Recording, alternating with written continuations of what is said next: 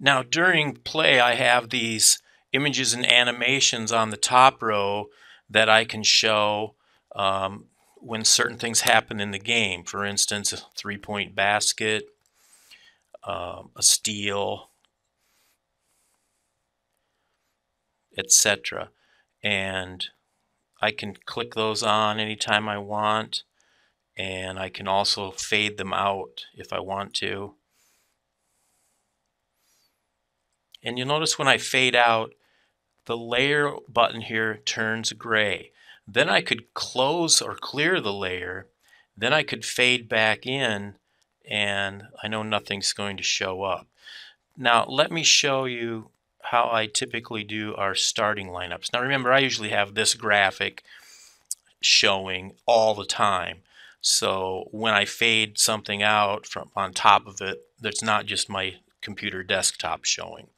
I also have this layer 1 monitor opened just so that when it's covered up, I can see what that bottom graphic is and I know that it's there. This is the layers dashboard where I can fade in and out each layer, and if I click the volume I can adjust the volume manually here.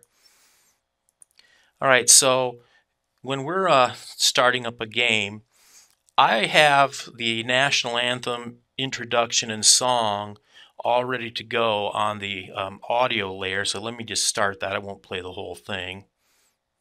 Ladies and gentlemen, would you please stand if you're able?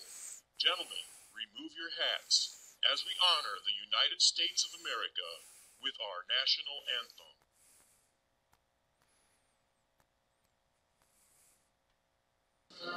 Now I'll go to the audio layer and clear that. Of course, I would let that play all the way through. Now when I'm ready to do our player introductions, I've got that all set up, and I'll play that, but then as I introduce each player, I do that live, but I have an animation that goes with each player, and I make sure I have the 5 starters all here and ready to go. So here comes the introduction.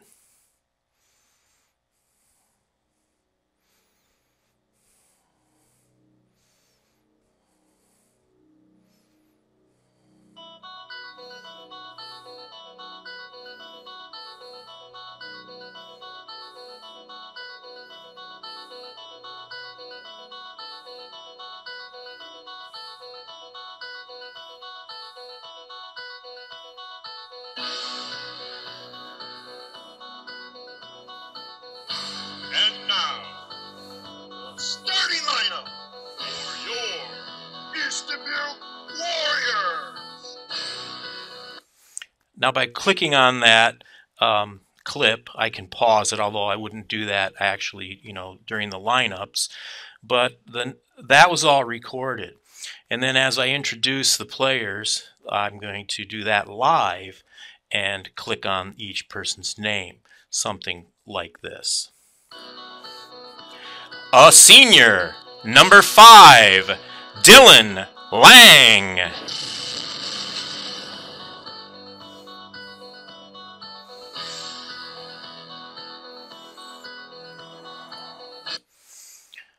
So